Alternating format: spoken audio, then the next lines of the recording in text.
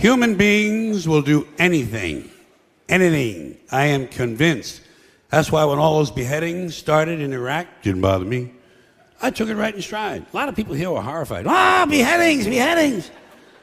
What, are you fucking surprised? Just one more form of extreme human behavior. Besides, who cares about some mercenary civilian contractor from Oklahoma who gets his head cut off? Fuck him. Fuck him. Hey, Jack, you don't want to get your head cut off? Stay the fuck in Oklahoma. Stay the fuck in Oklahoma.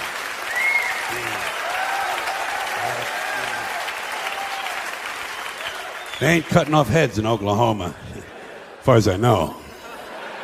But I do know this. You strap on a gun and go strutting around some other man's country, you better be ready for some action, Jack. You better be ready for some action. People are touchy about that sort of thing. And let me ask you this while I have you good, clean Americans here. This is a moral question, not rhetorical. I'm looking for the answer. What is the moral difference between cutting off one guy's head, or 2, or 3, or 5, or 10, and dropping a big bomb on a hospital and killing a whole bunch of sick kids?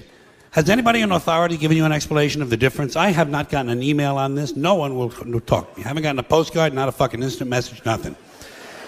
Now, in case you're wondering why I have a certain interest and fascination, let's call it, with torture and beheadings and all of these things I've mentioned, it's because each of these items reminds me in life, every time one of them occurs, it reminds me over and over again what beasts we human beings really are. You know, when you get right down to it,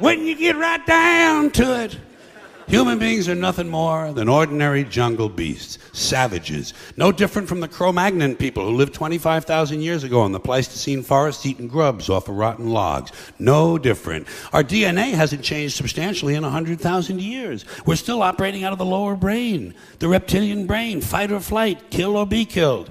Now, we like to think we've evolved and advanced because we can build a computer, fly an airplane, travel underwater. We can write a sonnet, paint a painting, compose an opera. But you know something? We're barely out of the jungle on this planet. Barely out of the fucking jungle. What we are is semi-civilized beasts with baseball caps and automatic weapons.